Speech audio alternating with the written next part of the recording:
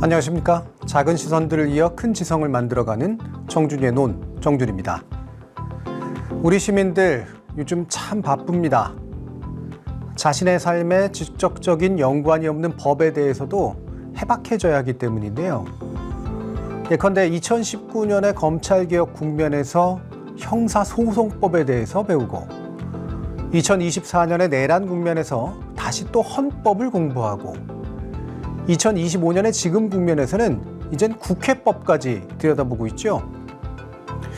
시민이 헌법과 법률에 대해 이렇게 깊이 관심을 갖고 공부하는 건 그 자체로 결코 나쁜 일은 아닙니다만 애초에 전문가를 자처하는 이들이 제대로 해줬다면 우리가 이렇게까지 속속들이 들여다보면서 골머리를 싸매야 하나 싶기는 합니다. 자, 시민들은 이러고 있는데 정작 법 전문가를 자처하면서 단 한치라도 독점권을 내놓지 않으려는 자들 한심합니다. 내란 재판을 담당하는 지규현 재판부는 선입견을 막기 위해 윤석열 파면 결정에 관련된 헌법재판소의 결정문도 보지 않았다는 망언을 했죠. 또 재판 독립이 재판 과정에서부터 결론에 이를 때까지 외부의 간섭을 안 받는다일 뿐인데 아예 그 결과에 대해서까지 그 누구도 평가하지 말라는 식의 태도를 사법부는 보이고 있기까지 합니다. 또 최근엔 사법권 독립의 핵심은 인사권을 절대 내놓지 않는 것이라는 참으로 기묘하고도 좁디 좁은 인식을 나타내고 있기까지 하죠. 오히려 시민들 개개인이 그 각각의 재판에 대한 심도 깊은 비평을 하고 있는 게 이 나라의 현실입니다. 오늘 정준이의 논은 바로 그런 법적 전문성에 관한 겁니다. 정준이의 논 60번째 이야기 지금 시작합니다.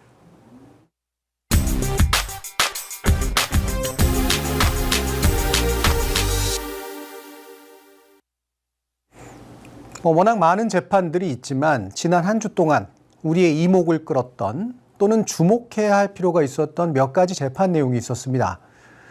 그 첫 번째는요.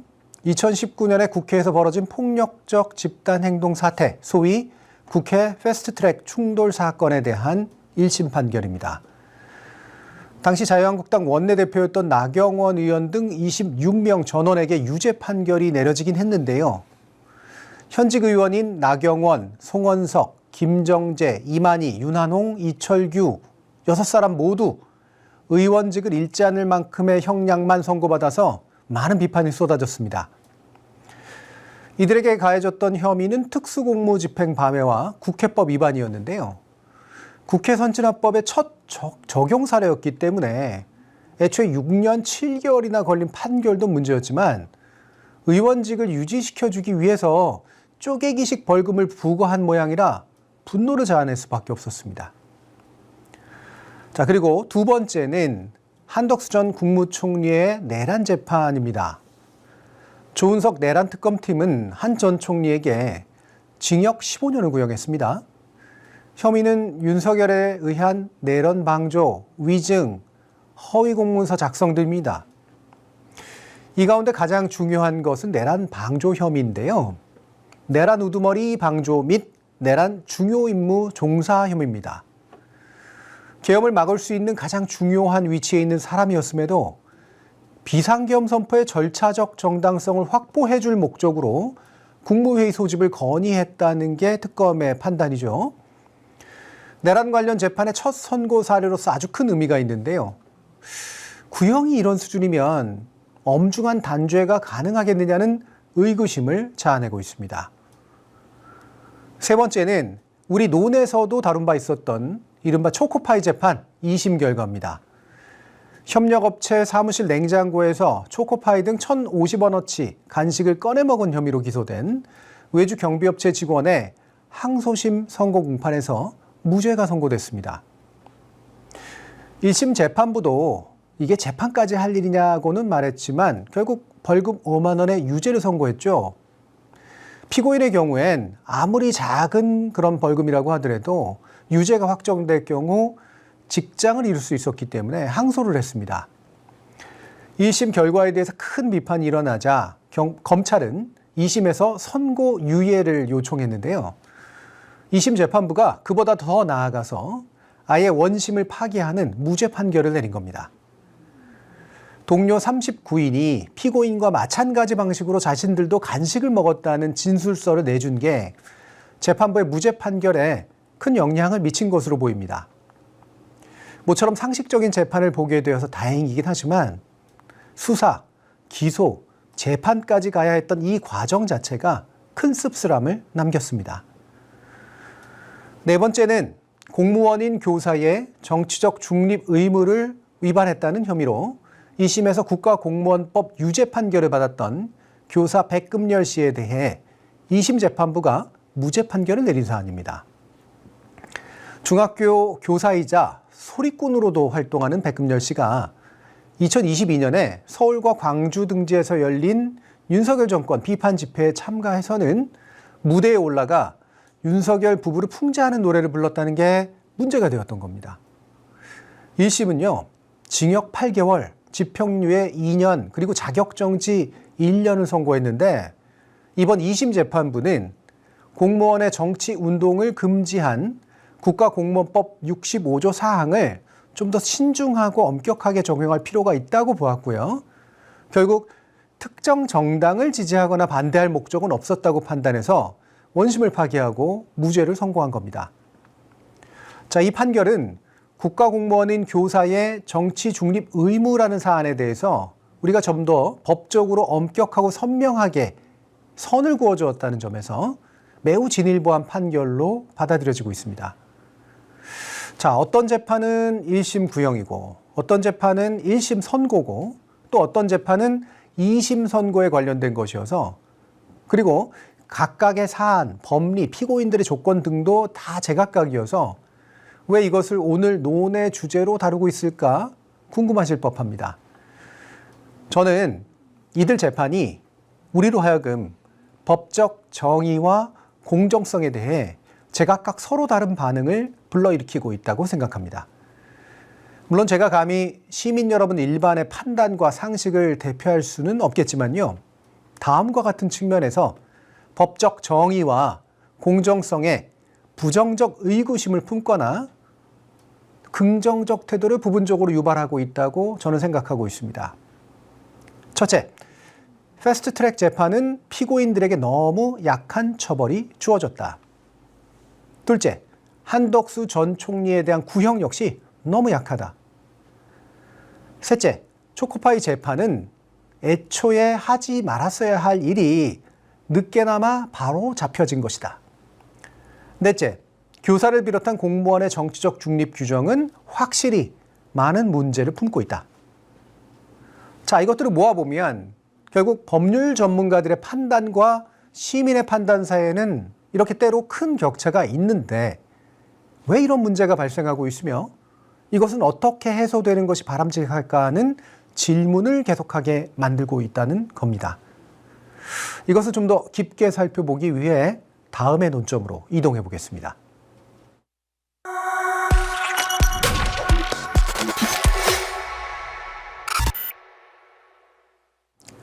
자, 우리가 앞에서 짚어본 사례는 저로 하여금 다음과 같은 좀 더 심층적인 종류의 질문을 던지게 합니다. 첫째, 법리라는 것은 무엇이고 법적 판단의 전문성이라는 건 또 무엇인가? 둘째, 법리를 다루는 법적 전문성은 시민의 상식과 전혀 별개의 것인가? 셋째, 형사사건에서 유무죄를 선판단해서 기소, 즉 재판에 회부할지 여부를 결정하는 검찰과 이를 증거와 법리에 비추어서 최종 판단을 내리는 재판부는 각각 어떤 전문성을 지니고 있으며 그 과정에서 시민적 상식을 반영하거나 반영하지 않게 되는가? 자, 그럼 처음 문제부터 다시 짚어보죠. 우선 법리라는 것은요, 법조문에 담긴 입법 취지를 이해해서 해당 사안에 형벌을 가할 필요가 있을 만큼 중대한 문제인가 아닌가를 판단하게 하는 일종의 논리적 과정입니다. 그리고 그 논리에 대주는 근거로서 증거와 피고인의 태도, 피해자의 피해 정도를 적극적으로 수집해서 서로 견주어 보는 그런 행동들입니다. 자, 다음으로요. 국민 대다수가 문맹이었고 충분한 논리 훈련을 받지 못했던 시절에는 법 전문가가 아니면 애초에 법조항이라는 걸 접하지도 못했고요. 그런 복잡하고 어려운 법률 체계를 이해하는 건 역시 쉽지 않은 일이긴 했습니다. 흔히 하던 말로 육법전서를 달달 외울 수 있느냐 아니냐의 문제로 보았던 것이죠. 물론 어떤 범죄는 지극히 상식적으로 판단할 수 있기도 했지만요.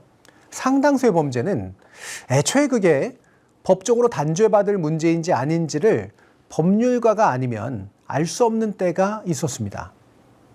하지만 지금은 고등교육을 받은 이들이 국민의 대다수를 구성하고 있고요. 휴대폰만 있어도 관련 법조항을 찾아볼 수 있습니다. 유사한 사건들에서 어떤 판례가 있었는지도 검색해서 볼 수 있습니다. AI를 이용하면요, 성의 없는 법률가보다도 더 나은 도움을 받을 수도 있죠. 즉, 적어도 지금의 대한민국 시민은 어떤 사안을 범죄라고 볼 것인지 말 것인지, 그리고 만약에 범죄로 볼 수 있다면 그게 어느 정도로 중한 범죄를 대략적으로 판단 내릴 수 있을 만큼의 충분한 식견을 가지고 있다고 저는 생각합니다. 자신의 기득권을 잃고 싶지 않은 법률가 집단이나 그에 빌붙어 있는 언론은 이런 시민의 수준과 식견을 폄훼하면서 법감정이라는 교묘한 말을 자주 사용하는데요. 이것은 법리, 즉 이성과는 다른 차원의 감정이라는 시각을 깔고 있는 겁니다. 따라서요, 지금 시대의 형사법적 또는 법적 전문성이라는 것은요, 결국 두 가지, 직권과 절차의 문제로 귀결됩니다. 먼저 직권이라고 하는 건 수사, 기소, 재판에 참여할 수 있는 권한을 의미하는데요. 경찰의 수사 권한, 검찰의 기소 권한, 판사의 재판 진행과 판결 권한, 그리고 변호사들의 법률적 조력 권한이라고 할 수 있습니다. 당연히 이 권한을 모든 이에게 개방하면 대단히 무질서한 상태가 벌어지고 심각한 인권 침해 문제를 나올 수도 있기 때문에 특정 집단에게만 독점적으로 부여하는 것도 불가피한 일이긴 합니다. 자, 다음으로 절차란 이런 권한을 사용해서 강제해낼 수 있는 모든 것들을 의미합니다. 수사 단계에서는 소환, 체포, 구금, 구속, 압수수색 등을 강제할 수 있고요. 기소 단계에서는 재판에 회부할 것인지 말 것인지를 강제할 수 있고요. 재판 단계에서는 신문, 증언, 증거 등을 강제해내고 선별해낼 수 있습니다. 권한을 가진 법률 전문가들은 이 과정에서 어느 누구의 기본권도 심각하게 침해받지 않도록 하면서 효과적으로 진실에 다다를 수 있도록 해주는 전문성을 가져야 하는 거죠.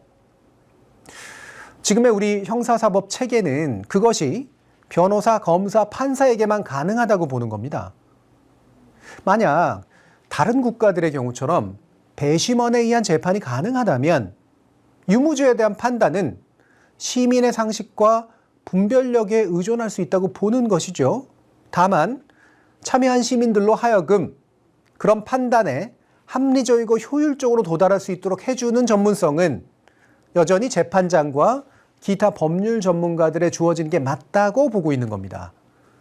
특히 여기서도 재판장은 그런 전문성과 직권을 가장 강하게 가져야 되는 존재인데요. 배심원에 의한 유죄 판결이 나오면 그 죄의 경중을 따져서 형벌의 수준을 정하는 권한을 가지고 있다는 점에서 가장 높은 수준의 전문성을 지니고 있다고, 아니 지녀야만 한다고 할 수 있겠습니다. 자, 이런 측면에서 가장 문제시 되어야 할 재판은 패스트트랙 1심 판결과 한덕수 전 총리 1심 구형이라고 하겠습니다.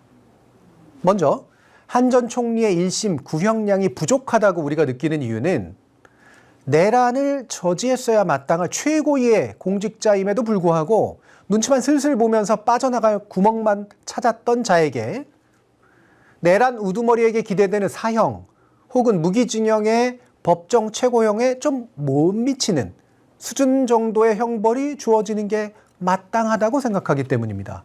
뒤집어 말하자면 한 전 총리에게 15년이 구형되고 만약 선고형량이 그보다 낮다면 도대체 내란 우두머리에게는 어떤 판결을 내리는 걸까 우려하지 않을 수가 없는 거죠. 그럼에도 어떻든 판사의 선고가 남았기 때문에 일단은 지켜볼 수밖에 없습니다. 다음으로요. 패스트트랙 1심 판결은 더 명확한 문제를 남기고 있습니다. 6년 7개월이나 걸려서 고작 벌금 조금 내는 수준의 판결이 나왔다는 건 앞으로도 국회에서 난장판을 벌인다 해도 큰 문제가 없을 거라는 신호를 주고 있는 것이기 때문입니다. 도대체 어느 수준으로 폭력적인 행위를 해야 범죄 당사자들이 가장 두려워할 징역형 또는 의원직 상실형이 나오는 걸까 싶게 되죠. 또 국회의원 임기보다도 훨씬 긴 시간 동안은 서로 재판을 받게 되더라도 정치 활동에서 제약을 거의 받지 않을 수 있습니다. 실제로도 이 재판 절차는 거의 한운동 만운동 했죠. 결국 이건 재판부가 국회 선진화법의 무력함을 만방에 선언한 거나 다름없습니다. 폭력과 무질서가 난무하는 국회 선진화법 이전에 우리 국회로 돌아가도 좋다는 일종의 면죄부이자 면허장에 발부라고까지 할 만합니다. 아니나 다를까요? 오늘 검찰은 여기에 대해서 항소 포기까지 선택했습니다. 조선일보가 대장동 항소 포기했던 검찰이 패스트트랙에는 항소할까라면서 대놓고 2심에서 재판 끝내라는 신호를 보냈는데 검찰이 그에 화답한 거죠. 애초에 대장동 사건과 이 사건은 비교조차도 불가능한데요. 대장동 사건은 검찰 구형에 준하거나 그 이상으로 판결이 나왔기도 했기 때문에 검찰은 항소를 할 수도 있고 안 할 수도 있는 각각의 이유가 있는 그런 사안이었습니다. 게다가 자기가 받은 형이 중하다고 생각했던 피고인들이 이미 항소를 했죠. 재판은 계속됩니다. 하지만 패스트트랙 사건은 그것과는 전혀 다릅니다. 검찰은 징역형을 구형했지만 재판부는 그것보다 훨씬 약한 벌금형 판결을 했으니까요. 당연히 항소를 해서 2심 재판을 통해 다퉜어야 마땅합니다. 그럼에도 검찰은 떡하니 보란듯이 항소 포기를 했죠. 이날 유죄 판결을 받았던 26명 중 나경원, 윤한홍 의원은 항소를 시사하는 애매모호한 태도를 보였고요. 그냥 직직 본론을 가지고 있는 자유한국당 대표였던 황교안 전 총리는 항소장을 제출했다고 합니다. 자, 이것과는 다른 두 가지 판결은 좀 더 긍정적인 의미를 가지고 있는데요. 비록 늦었지만 2심 판결을 통해 시민의 상식에 부합하거나 시민의 상식을 좀 새롭게 만들 필요가 있는 재판 결과를 보여주었습니다. 경찰의 수사, 검찰의 기소가 이렇게 어처구니 없을 수 있음을 만방에 보여준 것도 성과라면 성과라고 하겠습니다. 제가 보기엔 특히 공무원의 정치적 중립에 대한 2심 판결은 대놓고 특정 정당을 지지하거나 반대하는 발언 또는 행위를 하는 것에 국가공무원법의 해당 조항을 엄격히 적용하고 해석해야 한다고 판시한 첫 사례로서 만약에 대법원에서 확정이 된다면 그간 공무원의 견해 표명을 지나치게 제약했던 문제를 조금이나마 개선할 수 있을 것 같습니다. 게다가 일부 법률가들이나 시민단체, 교사단체, 공무원단체 등이 주장하듯이 공무원이 자신의 공무활동, 즉 공무원으로서의 활동에서 정치적 중립을 지키지 않는 것은 제한되는 게 마땅하지만 공무를 벗어난 범위에서 특히 공무 시간 외의 일상에서조차 정치적 활동과 발언의 자유를 지나치게 제약해온 것 분명히 문제가 있습니다. 따라서 이번 기회에 법 개정을 통해 더 명확한 기준을 만들어야 한다는 그런 과제를 우리에게 안겨주고 있기도 합니다. 결국 이것들을 다 모아보면요. 재판에서 경찰의 수사와 검찰의 기소에는 확실히 큰 문제가 있었고 재판부에 따라서 좀 더 상식에 부합하거나 그렇지 않은 차이가 자주 생기고 있음을 확인하게도 해줍니다. 소위 형사사법 분야의 전문가들에게 독점적 직권을 부여한 것이 현행 법리에도 안 맞고 시민적 상식에도 부합하지 않는 경우가 많다는 것, 결국 이들에 대한 민주적 통제와 시민적 견제 필요성을 더욱 강조하고 있습니다. 나아가서 관련된 법 규정을 개정하는 방식으로건 또는 견제 장치를 더 확대하는 방식으로건 추가적인 입법을 통해 이런 문제를 해결해 가야 한다는 점도 대단히 중요해 보입니다.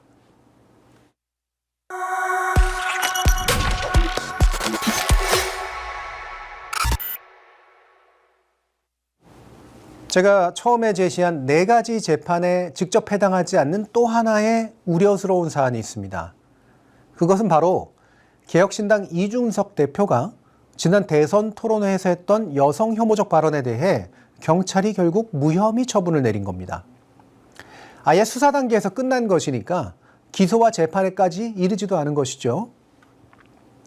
이준석 대표는 정보통신망법 및 아동복지법 위반 등의 혐의로 고발당했는데요.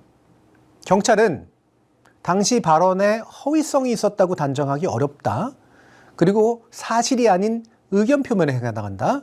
또 성욕을 자극하거나 성적 흥분을 유발시키는 것이 아니었다라고 판단해서 결국은 무혐의, 그다음에 이것을 검찰에 보내지 않기로 한 그런 결정을 내린 겁니다.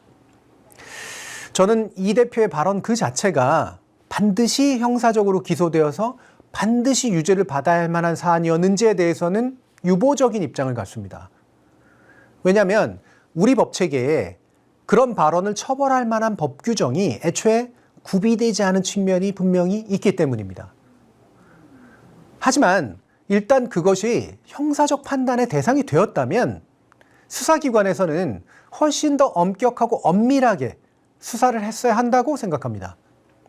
본인이야 후보자 검증을 위한 문제제기였다라고 변호했겠죠.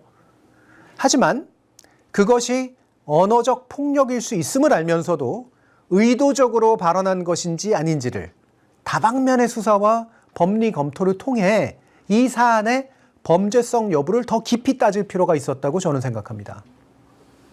결국 경찰의 수사와 결정은 법적으로 이미 있었던 느슨함 이상으로 애초에 느슨한 태도에 의거하고 있었고요. 그거를 도무지 받아들이기 어려웠던 시민의 피해에 대해서는 결코 공감해주지 않은 것 같습니다. 다음으로 이 문제는 이 대표식 행위에 대해 적절한 사회적 제재 장치가 마련되어 있지 않음을 반증하고 있습니다. 선거와 같은 정치 공간에서는 최대한 표현의 자유가 보장되어야 하는 건 맞고요. 그 책임은 법적으로 묻기 이전에 윤리적인 것, 즉 정치적인 책임을 제대로 묻고 사회적으로 비난의 대상이 되도록 하는 것이 원칙적으로 바람직합니다. 하지만 우리의 그런 관용이나 빈틈을 이용해서 공중에게 충격을 줄 수 있는 이런 혐오적인 발언을 해도 그게 만약 특정 개인을 상대로 한 것이 아니라고 본다면 법적으로도 처벌받지 않거나 정치윤리적으로 제재받지 않는 건 분명히 문제가 있습니다. 예컨대 개혁신당은 자신의 대선 후보가 이와 같은 발언을 한 것에 대해 윤리적으로 제재하지 않았고요. 대표로까지 만들어줬습니다. 그리고 그가 의원으로 속한 국회 역시 그의 발언을 국회 차원에서 공식적으로 문제 삼는 절차를 밟지 않았습니다. 그렇기 때문에 시민들은 그가 마지막 수단이라고 볼 수 있는 법적으로라도 처벌받기를 바란 것이죠. 앞에서 논의했던 공무원의 정치적 중립 사안에 관련해서는 과거에도 그랬고 1심 재판부가 그랬듯이 정당한 표현의 자유를 억압할 정도로 난리를 치고 처벌까지 해왔으면서 이렇게 오히려 시민 다수가 강력한 불쾌감과 문제의식을 느끼는 사안은 표현의 자유 속으로 숨어버리도록 방치하는 거 아무리 봐도 공정하지 않죠. 이렇게 형사사법의 주체가 이것을 법적으로 문제 삼지 않기로 결정했다면 남는 방법은 2가지밖에 없습니다. 입법을 통해서 구체적인 제재 방안을 찾아내서 재발이라도 방지하거나 정치적으로 윤리적인 압박을 행사해서 그 정당과 정치인이 우리의 민주적 공론장 안에 절대 발을 붙이지 못하게 하는 겁니다. 이 사안은 최근 더불어민주당의 지방자치단체장들이 난립하는 현수막 속에 무분별한 혐오와 비방 표현이 넘쳐나는 걸 막기 위한 구체적 입법을 청원한 것도 맥락상으로 연결됩니다. 지금은 정당이 현수막을 걸면 그 안에 무슨 내용이 담겨도 손을 댈 수 없는 그런 상태인데요. 결국 온갖 무자격한 주체들이 정당의 외피만 입고 우리 공론장을 훼손시키는 걸 그냥 방치하는 것이고요. 그 결과는 정당이라고 하는 우리 민주사회의 중요한 제도의 가치를 허물어버려서 정당 정치의 기본 틀을 오염시키는 걸 그저 내버려 두는 것이나 마찬가지일 겁니다. 정원호 서울 성동구청장 등 몇몇 지자체장들은 자신의 직권을 써서 현수막을 철거하고는 있지만요. 정당 현수막을 금지 또는 제한 대상 광고물에서 제외해온 5개 광고물법이 개정되지 않으면 앞으로도 이 문제는 개선되기 어렵다고 이분들은 본 겁니다. 실제로 이 개정안이 본회의 통과를 앞두고 있는데요. 야당은 이것에 대해서 반대 의사를 표명하고 있습니다. 여기서 야당이라고 하는 건 국민의힘도 있지만 야사당, 진보당까지 포함하는 야사당을 의미합니다. 자, 물론 이들은, 이 야사당은 혐오 표현물에 대한 규제에 대해서 찬성합니다.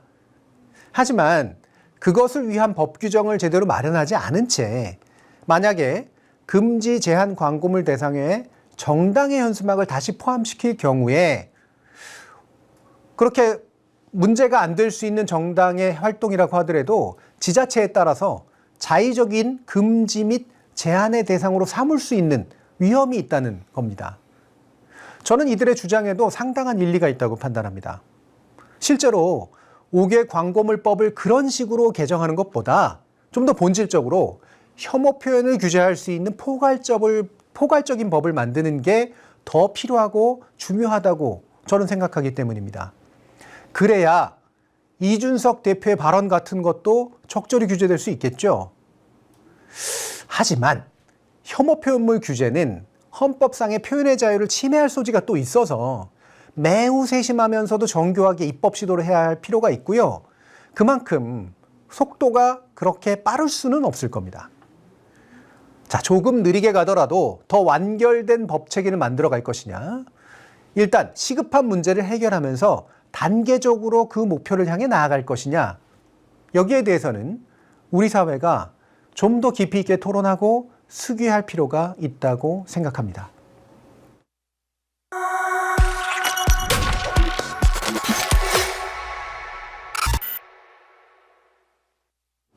제가 최근 논에서 워낙 어이없는 장면들을 자주 다뤘습니다만 그 가운데 앞거는요.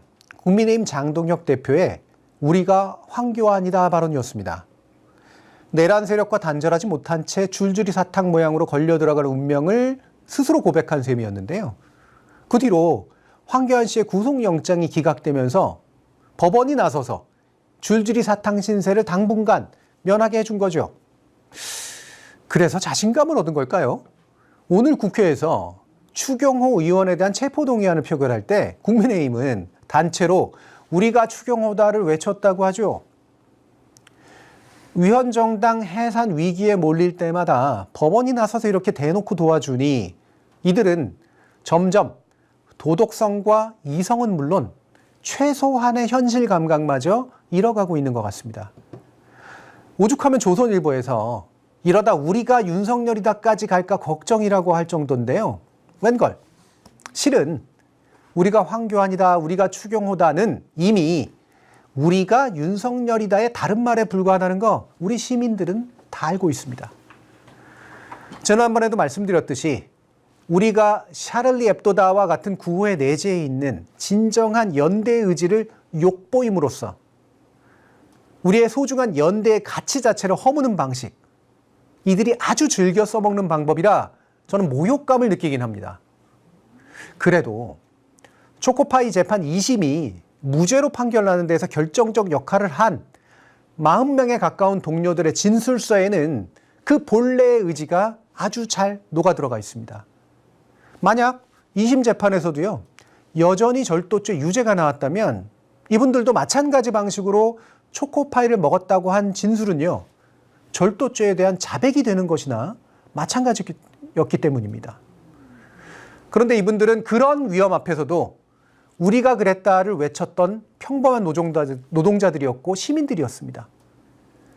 이렇게 위험을 감수할 수 있는, 동료를 위해 위험을 감수하면서도 가치를 걸 수 있는 이것과 너무나 대조적이어 보이는 저들의 행위는 우리가 두고두고 욕해주고 조롱해야 마땅할 것 같습니다. 이렇게 사실은 우리가 남이가를 외치는 법률 권력 카르텔이 이길까? 아니면 나는 우리가 있기 때문에 존재한다는 시민적 우분투 정신이 이길까? 정준이의 논 60번째 이야기는 여기까지입니다. 오늘 꾸실 꿈이 위로가 되고 내일 맞을 아침이 용기를 주길 바랍니다.